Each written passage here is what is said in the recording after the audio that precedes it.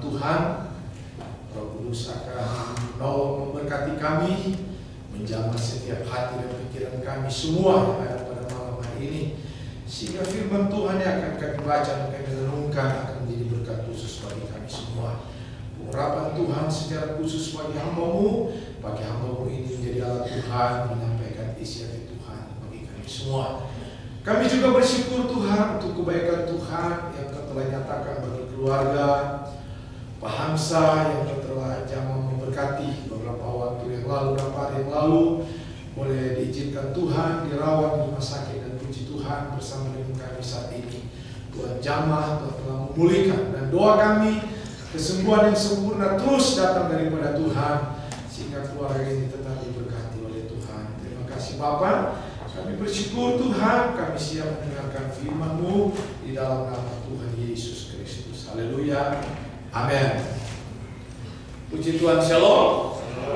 Ya, di minggu ke-13 setelah Trinitatis ini, bersama-sama sesuai dengan kalender gereja kita akan membaca kitab Yakobus pasal yang pertama. Yakobus pasal yang pertama, ayat yang ke-17 sampai dengan ayat yang ke-28. Yakobus pasal yang pertama atau Yakobus 1 ayat 17 sampai dengan ayat yang ke-27. Saudara perhatikan di Alkitab saudara, saya akan baca ayat-ayat ini untuk kita semua. Pengujian dan pencobaan, ayat yang ke-17. Setiap pemberian yang baik dan setiap anugerah yang sempurna datangnya dari atas, diturunkan dari Bapa segala terang. Padanya tidak ada perubahan atau bayangan karena pertukaran. Atas kehendaknya sendiri Ia telah menjadikan kita oleh firman kebenaran, supaya kita pada tingkat yang tertentu menjadi anak sulung di antara semua ciptaannya. Pendengar atau pelaku firman, ayat 19. Hai saudara-saudara yang kukasihi, ingatlah hal ini. Setiap orang hendaklah cepat untuk mendengar, tetapi lambat untuk berkata-kata, dan juga lambat untuk marah. Sebab amarah manusia tidak mengerjakan kebenaran di hadapan Allah. Sebab itu buanglah segala sesuatu yang kotor dan kejahatan yang begitu banyak itu, dan terimalah dengan lemah lembut firman yang tertanam di dalam hatimu, yang berkuasa menyelamatkan jiwamu. Tetapi hendaklah kamu menjadi pelaku firman dan bukan hanya pendengar saja. Sebab jika tidak demikian, kamu menipu diri sendiri. Sebab jika seorang hanya mendengar firman saja dan tidak melakukannya, ia adalah seumpama seorang yang sedang mengamat-amati mukanya yang sebenarnya di depan cermin. Baru saja ia memandang dirinya, ia sudah pergi atau ia segera lupa bagaimana rupanya. Tetapi barang siapa meneliti hukum yang sempurna, yaitu hukum yang memerdekakan orang, ia akan tekun di dalamnya. Jadi bukan hanya mendengar untuk melupakannya, tetapi sungguh-sungguh melakukannya. Ia akan berbahagia oleh perbuatannya. Jikalau ada seorang menganggap dirinya beribadah, tetapi tidak mengekang lidahnya, ia menipu dirinya sendiri, maka sia-sialah ibadahnya. Ayat yang ke-27 yang terakhir, ibadah yang murni dan yang tak bercacat di hadapan Allah Bapa kita ialah mengunjungi yatim piatu dan janda-janda dalam kesusahan mereka, dan menjaga supaya dirinya sendiri tidak dicemarkan oleh dunia. Puji Tuhan, begitu panjang lebar nasihat firman Tuhan bagi kita semua melalui karya Tuhan, melalui pewahyuan Tuhan kepada seorang gembala yang ada di Yerusalem bernama Yakobus, dan diinformasikan kepada seluruh orang-orang Yahudi Kristen yang berada di luar Palestina, yang kurang lebih berada di 12 suku perantauan. Lewat Yakobus pasal yang pertama ini, ayat 17 sampai dengan ayat yang ke-27, saya akan mengambil tema ketaatan mendengar selaras dengan melakukannya. Perhatikan baik-baik. Tema kita hari ini adalah ketaatan untuk mendengar dan selaras dengan melakukannya. Seperti saya katakan tadi bahwa suratan ini adalah pewahyuan Tuhan kepada Yakobus dan disampaikan kepada ke-12 suku yang berada di perantauan. Kenapa harus disampaikan? Kenapa Yakobus, seorang gembala senior yang ada di Yerusalem, Tuhan memberikan pewahyuan untuk menyampaikan berita firman apa yang sudah kita baca di dalam Yakobus pasal yang pertama tadi. Saya lihat ada kurang lebih 4 hal yang mendasar, 4 hal yang membuat kenapa Yakobus menuliskan berita ini kepada orang Kristen Yahudi yang berada di perantauan. Yang pertama, oleh karena keadaan kondisi orang-orang Kristen yang ada di perantauan sedang mengalami masa sulit yang cukup berat. Ada penganiayaan di sana, ada penderitaan di sana, ada kesusahan di sana. Mereka ada di perantauan, mempertahankan iman mereka. Seakan-akan mereka tidak berdaya.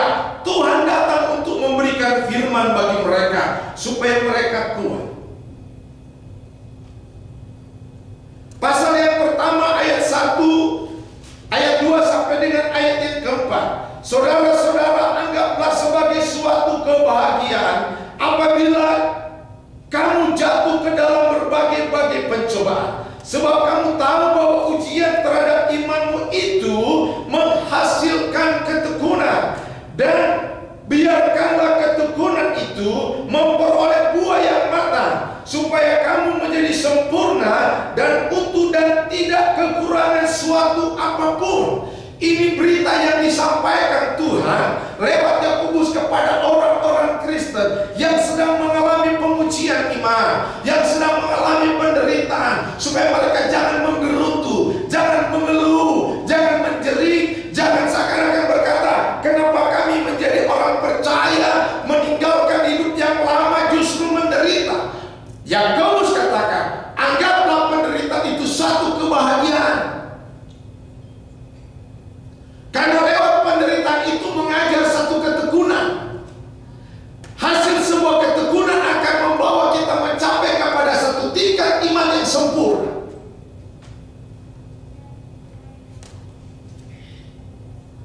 Itu yang pertama, untuk menguatkan orang-orang percaya yang ada di perantauan sana. 12 suku yang berada di perantauan, untuk mereka tetap kuat. Apa yang mereka alami itu merupakan satu cara Tuhan untuk membentuk iman mereka, supaya mereka memiliki mencapai satu tingkat iman yang sempurna.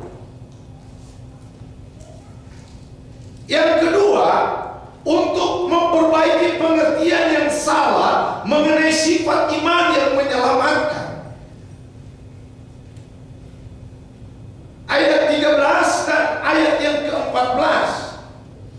Apabila seorang dicobai, janganlah ia berkata, pencobaan itu datang dari Allah, sebab Allah tidak dapat dicobai oleh yang jahat, dan ia sendiri tidak mencobai siapapun. Tetapi tiap-tiap orang dicobai oleh keinginannya sendiri, karena ia diseret dan dipikat olehnya. Lewat suratan Pak Yakobus ini mengingatkan untuk meluruskan pengertian iman mereka supaya nggak salah. Kayaknya pencobaan yang kami alami ini datangnya dari Tuhan. Nah, Tuhan menyampaikan bahwa Tuhan tidak pernah mencobai manusia. Amin. Garis bawahi, Tuhan Tuhan tidak pernah mencobai manusia. Manusia dicobai oleh keinginannya sendiri. Ini seringkali datang juga bukan kepada orang Kristen Yahudi yang ada pada zaman itu, tetapi seringkali juga datang kepada kita. Kadang-kadang kita berkata, "Ada terlalu berat Tuhan mencobai hidupku." Saya ingin sampaikan malam hari ini, Tuhan tidak pernah mencobai manusia.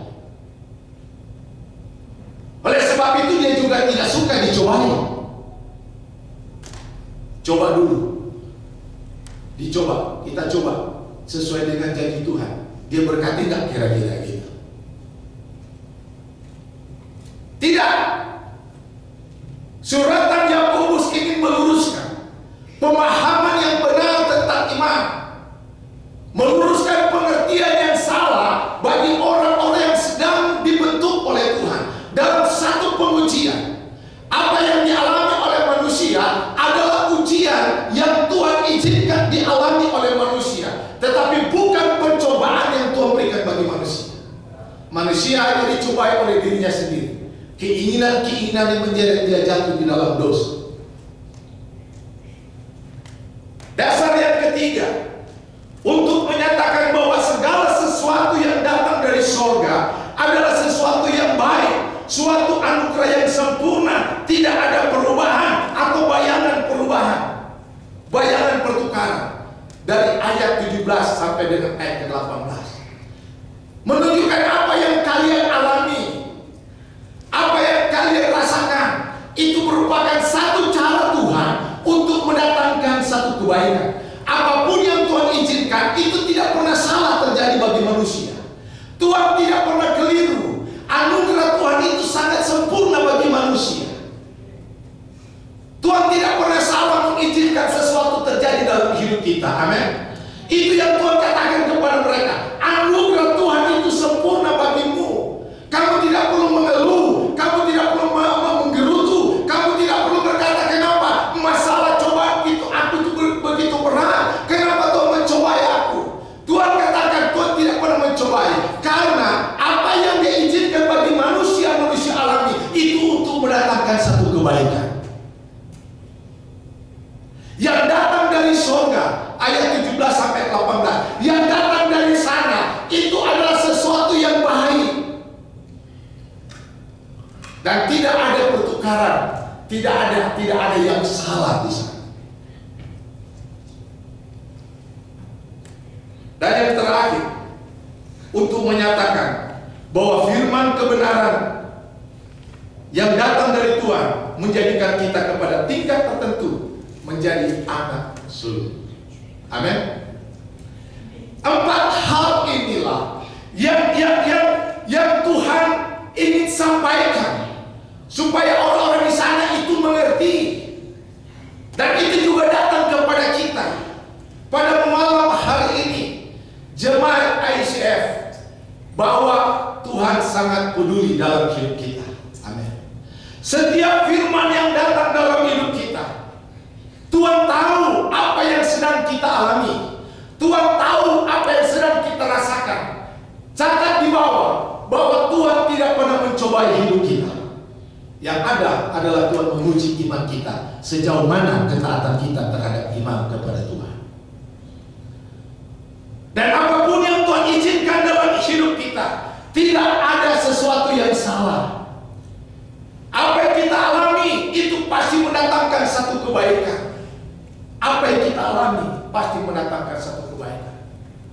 Dan kita berkata untuk menyatakan, membawa kita kepada satu tingkat tertentu, harus kita pahami bahwa kita ini adalah orang-orang pilihan Tuhan, anak sulung dari Tuhan.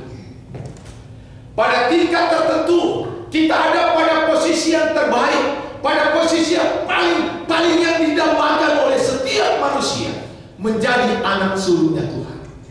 Amin. Itu yang Tuhan sampaikan kepada orang-orang Kristen Yahudi yang ada di perantauan dengan satu pesan, supaya mereka tetap kuat di dalam Tuhan. Firman Allah berkata, yang saya lihat ada beberapa bagian lain sesuai dengan tema kita pada malam hari ini. Ketaatan mendengar selaras dengan melakukannya. Di dalam pengiringan kita kepada Tuhan, dalam epistel tadi digambarkan dengan bagaimana perjalanan orang Israel keluar dari Mesir menuju tanah Kanaan.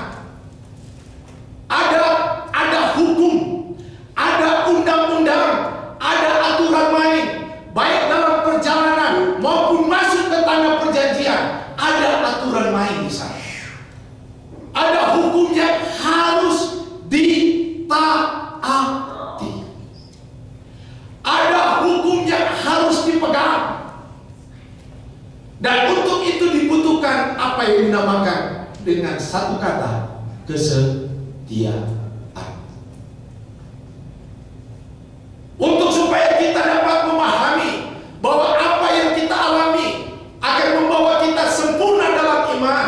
Untuk membawa apa yang kita alami akan membentuk kita dapat mengerti firman itu dengan benar, akan membawa kita kepada tingkat tertentu menjadi anak yang sulung. Alkitab berkata di dalam Yakobus pasal yang pertama ini, ayat yang ke-19, pesan yang pertama, Alkitab berkata, hai saudara-saudara yang kukasihi, ingatlah hal ini. Setiap orang hendaklah dia harus cepat mendengar. Tentu ini konteksnya mendengar firman. Amin. Harus tanggap. Dia harus cepat mendengar, tetapi lambat untuk berkata-kata. Dan lambat juga untuk ngoceh. Dan lambat juga untuk marah. Kalau kita terputar dari marah dulu, baru lambat mendengar, cepat berkata.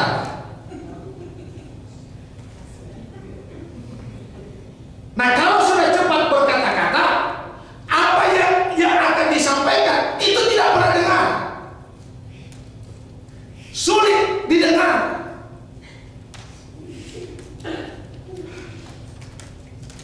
Ada suami dia mengeluh, aduh, kita punya istri begini, makanya sampaikan. Aduh, baru bilang satu begini, 2 meter langsung. Tunggu dulu dia diam. Dia diam tapi siap senjata dulu. Dia siap peluru. Waktu mau sambung lagi satu kata, dia sikat lagi. Alkitab berkata, mendengar dulu. Amin. Lambat berkata-kata. Karena kalau terlalu cepat, ada satu kisah. Seorang nenek yang dia pelihara seekor anjing dan seekor burung. Dia tinggal di desa. Nah, satu saat dia pergi kota. Waktu dia pergi kota, anjing dia ngomong sama anjing, anjing, jaga itu burung. Oh, pergilah ini rumah. Waktu dia pergi kota, dia bawa pulang, dia kaget. Pintu udah terbuka, ada anjingnya di depan pintu, dan di mulut anjing itu ada darah. Oma ini marah, dia cari kayu. Dia bilang, ini anjing saya suruh jaga itu burung, dia sudah makan. Dia cari kayu, dia pukul itu anjing. Wah, ada suara anak yang berteriak, panggil itu Oma. Nenek. Oma ini saking emosi, dia pukul terus itu anjing. Dia pukul, akhirnya anjing itu lemas. Akhirnya anjing mati. Saya baca cerita ini, saya juga terus sedih. Aduh, waktu anjing itu mati, Oma ini lemas, Oma duduk, dengar, berkicau burung. Oma kaget. Oma lihat, itu burung masih ada di sangkarnya. Di samping burung ada ular. Ternyata anjing ini mulutnya berdarah karena lagi makan itu ular. Lalu anak ini datang, "Oma, aku tadi berteriak untuk kasih tahu anjing itu lagi menolong burung karena mau dimakan ular. Tapi Oma nggak dengar." Tapi mau jadi apa? Udah mati itu anjing. Biar Oma mau sadar, mau menangis keluar air mata darah, itu anjing nggak hidup.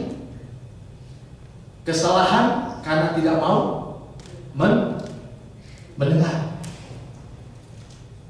Akibat tidak mau mendengar akan menghasilkan sesuatu yang fatal. Orang Kristen, Yahudi yang ada di perantauan, Tuhan katakan lewat Yakobus, kalian lebih baik cepat mendengar. Perlahan kurangi itu kesungut-sungutan, kurangi itu menggerutu, kurangi itu menuding Tuhan. Jangan kurangi itu mengatakan gara-gara dia, penyebabnya dia sampai saya jadi begini. Kurangi, dengarkan dulu apa Tuhan katakan. Jangan langsung cepat ngejudge orang, jangan langsung cepat menghukum orang, menghakimi orang. Dengar dulu apa yang Tuhan sampaikan. Kalau sudah terjadi sesuatu yang tidak kita inginkan, baru bilang, "Aduh, salah dengar rupanya."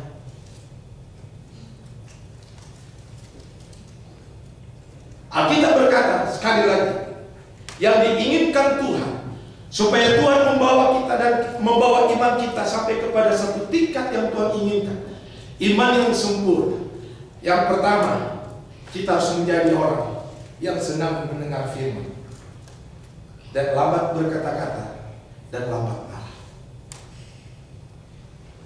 Karena kalau terlalu cepat itu berkata-kata, kata-kata itu kadang-kadang tidak kontrol. Yakobus sendiri tuliskan di dalam ayat 26, "Jikalau ada seorang menganggap dirinya beribadah tetapi tidak mengekang lidahnya, ia menipu dirinya sendiri, maka sia-sialah ibadahnya." Tidak mengekang diri, ibadahnya sia-sia, nggak ada arti. Ibadah ini mencakup arti yang luas. Pelayanannya sia-sia, kasihnya mau mengorbankan sesuatu kepada orang dalam pelayanan sia-sia. Yang seharusnya ketaatan mendengar itu selaras dengan melakukan, tetapi ini sebaliknya.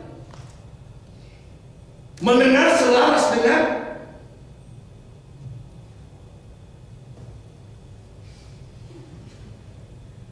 gak ada beda. Itu dia dengar dengan dia punya mulut bocor. Ada satu pepatah berkata begini, mulutmu adalah harimaumu.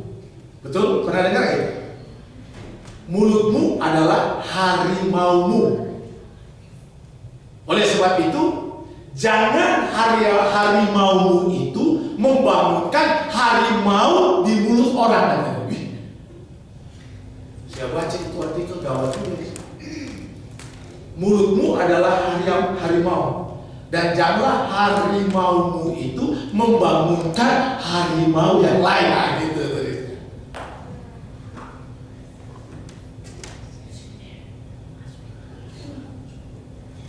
Kita jaga hidup kita supaya tak kalah waktu banyak hal yang datang dalam hidup kita, cuma adalah suara firman Tuhan. Amin. Tidak ada kita katakan, "Oh, gara-gara dia, dia kayaknya cuma dia yang tahu rahasia saya. Kok kenapa satu gereja sudah tahu?" Di hadapan Tuhan tidak ada sesuatu pun yang tersembunyi. Amin. Kalau Tuhan pasti menegur kita, berarti Tuhan mengasihi kita. Amin. Kita tidak perlu berkata, "Oh, gara-gara dia kan tahu kartu saya.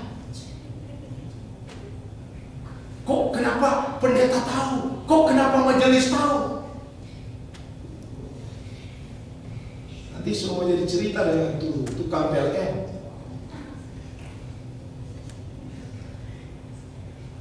Dia tagih rekening, dia bilang, "Ibu, terlambat 2 bulan." Ibu bilang, "Kenapa tahu?" Semua ada di asli. Salah pengertian. Tuhan kita adalah Tuhan yang tahu segala-galanya. Bukan karena ada orang kasih informasi, amin. Bukan karena ada pemberitahuan, tidak. Kita tidak perlu mencari sesuatu. Waktu kita ada sermon Bible study di rumahnya Ibu Mika, kita tidak perlu cari kambing hitam yang ada di sana. Kalau ada sesuatu yang berhubungan dengan diri kita, kita harus bersyukur karena Tuhan ingin memperbaiki hidup kita. Amin. Dan seperti orang Israel selalu ngeles, oh ini gara-gara nenek moyang kami. Oh ini gara-gara mobil ini belum. Jangan gara-gara memang tidur jam 2 pagi, kerja jam 4. Ya jelas lah. Dikira rem, gak tahu gasnya dia pencet, tabrakan lah. Tapi bilang gara-gara rem, gara-gara salah. Gak usah mempersalahkan orang, amin. Tidak usah mencari si A si B penyebabnya. Cari bahwa Tuhan mengasihi saya, amin. Tidak ada gara-gara yang lain. Yang sering saya sampaikan, Adam tidak pernah mengakui kesalahan. Justru dia mempersalahkan Tuhan karena memberi itu Hawa kepadanya. Yang namanya Hawa. Hawa itu, coba saudara sebut Hawa. Hawa. Orang bilang terbuka dia pintu. Tapi coba bilang Adam, tak tutup. Ya bro itu, tak tutup Adam. Makanya lebih banyak bocor tuh Hawa.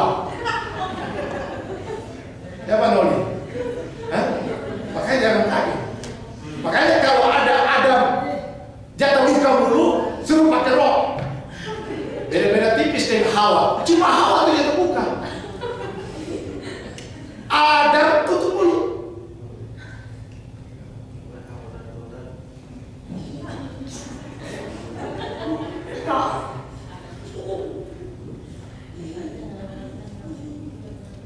Tuhan mengasihi kita semua.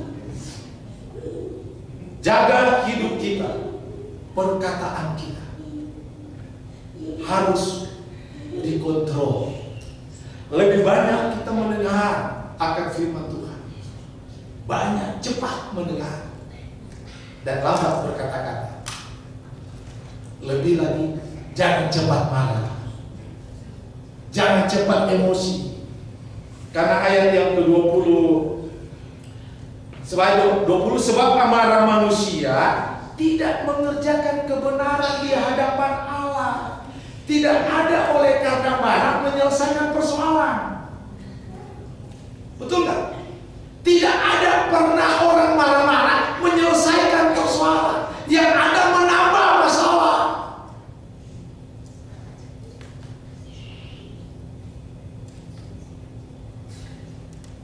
Kadang-kadang kita sebagai manusia nggak kontrol.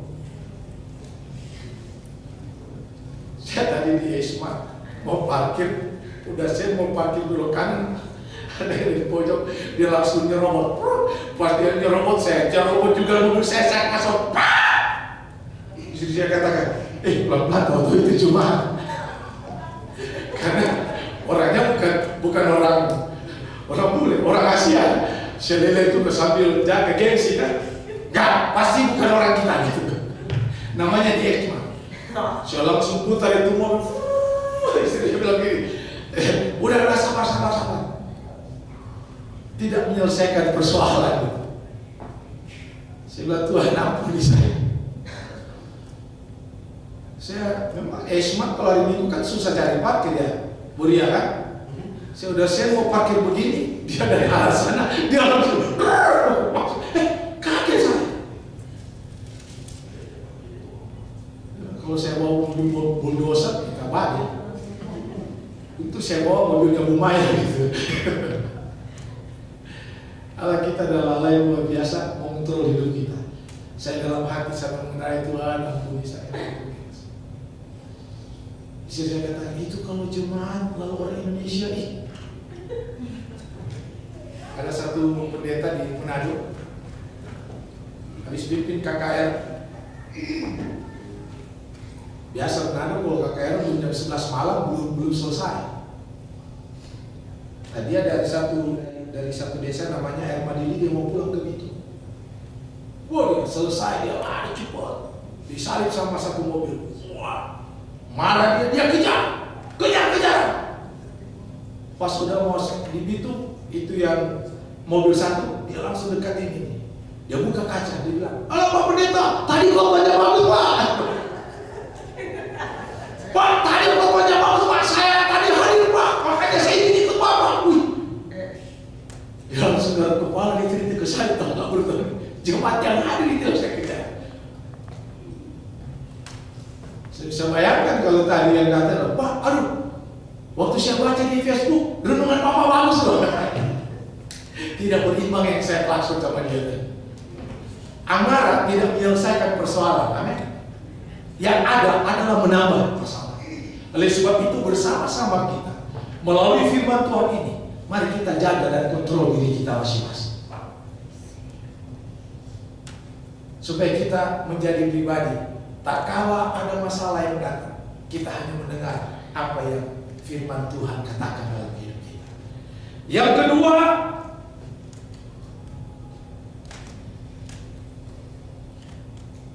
sebab itu buanglah segala sesuatu yang kotor dan kejahatan yang begitu banyak itu, dan terimalah dengan lemah lembut firman yang tertanam di dalam hatimu, yang berkuasa menyelamatkan jiwa.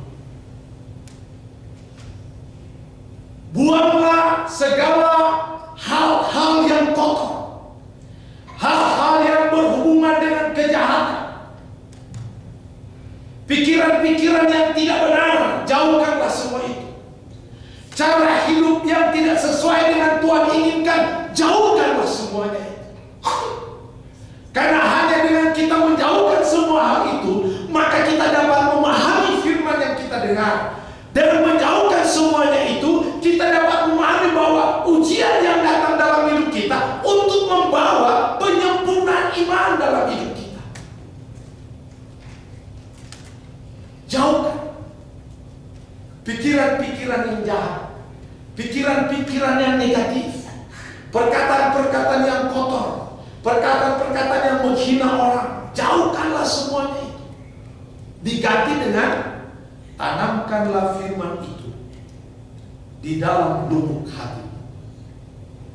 Kalau tidak, maka apa yang kita lakukan, apakah itu ibadah kita, apakah itu pelayanan kita, apakah itu pengorbanan kita, apakah itu persembahan kita, apakah itu PTB kita, itu tidak ada arti sama sekali. Tidak ada arti sama sekali. Setiap ibadah kita datang di hari Minggu, tidak ada hubungannya dengan berkat, tidak ada. Datang dan pergi, tidak ada satu perubahan. Dan Tuhan inginkan ada satu perubahan. Buanglah hal-hal yang najis, hal-hal yang Tuhan tidak inginkan dalam hidup kita. Saya percaya kita semua tahu apa yang Tuhan tidak inginkan dalam hidup kita. Tak kala kita ada di dalam Kristus, Alkitab berkata, yang lama sesungguhnya sudah berlalu, sesungguhnya yang baru itu sudah datang. Bukan yang ada sekarang kasih tinggal, bukan. Ini so lama, so kadaluarsa, so berapa tahun, so expired.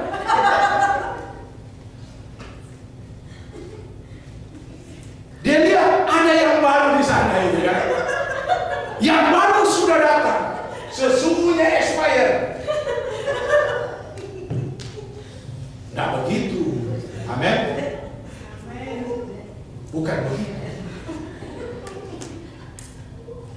Pak Hendra nggak bilang sudah 16 tahun, Ibu Lina, so lama. Sesungguhnya yang sana yang baru. Sudah dia mau tengok kemana? Nah, bukan itu, tidak ada hubungannya dengan itu. Amin. Karakter lama, sifat lama, manusia lama. Tak kala kita menerima Yesus, Dia berbarui hidup kita menjadi manusia baru. Yang lama, tukang fitnah orang, tukang jalikin orang, Tadi malam di KKR saya hadir, ada satu pendeta berkata begini, saudara sedang difitnah, amin, yes.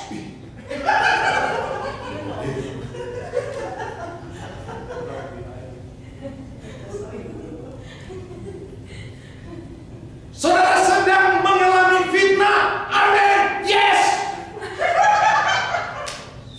Saudara sedang memfitnah orang, amin, yes. Saudara sedang memfitnah orang, dia katakan, amin, yes. So salah ini.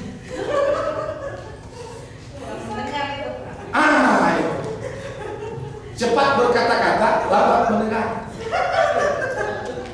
Saking sudah salah pertama, setiap pendeta bilang, ya terus. Setelah orang tanya, kenapa itu ngomong gitu? Memang aku lagi menjelekkan orang sekarang. Aku lagi memfitnah orang sekarang.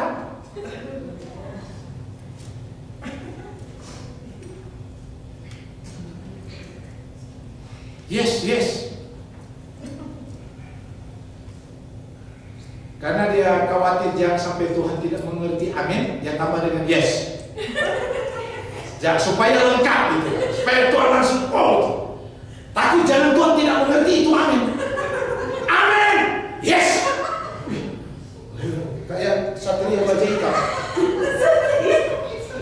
Saya dulu waktu di Indonesia ada Satria Baja Hitam dulu, yes.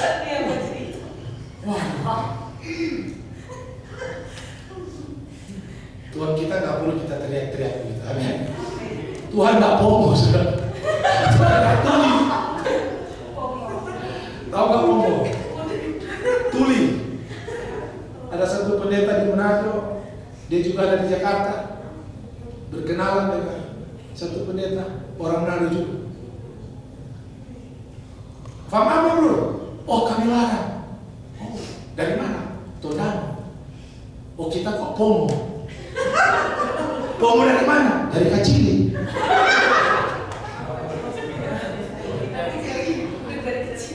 Pomo dari mana Pak Lodi? Dia bilang, dari Kacili kita pomo. Maksudnya ya, karena itu pendeta Pomo tanya sama ini pendeta Kayu Larang, dari mana? Manadonya dari mana? Kayu Larang bilang, dari Todano. Oh, lalu ini pendeta Pomo katakan, oh kita kok pomo? Kayu Larang tanya, pomo dari mana Naburu? Dari Kacili. Di Manado ada pendeta, dia punya last name, marganya, farmnya memang pomo. Dari kecil pomo, ya nggak salah juga.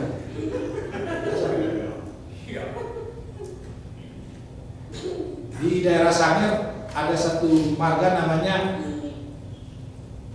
Buka Siang. Dia berkenalan dengan orang Minahasa. Oh, Buka Siang. Bukan orang Minahasa, orang Kota Mobagu. Oh, kita kok tutup malam.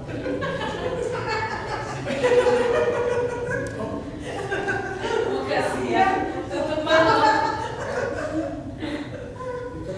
Buka siang sangat. Satu bilang, oh kita tutup malam.